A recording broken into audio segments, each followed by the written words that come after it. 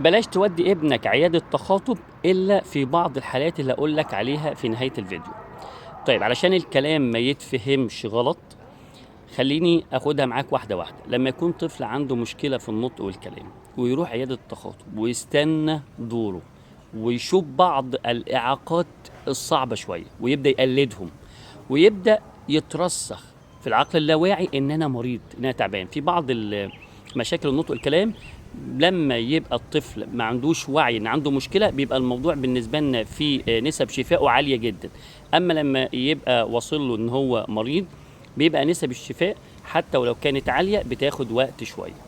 فبنقول لولي الامر لو كنت مقتدر او ماديا الظروف معاك يعني كويسه، يفضل الاخصائي يجي لك البيت، لان وقتها الطفل بنقول له ان انت يعني بنطور مهاراتك كأن في مدرس جاي يديله درس، غير ان هو لما يروح عياده ويستنى دوره. دي حاجه.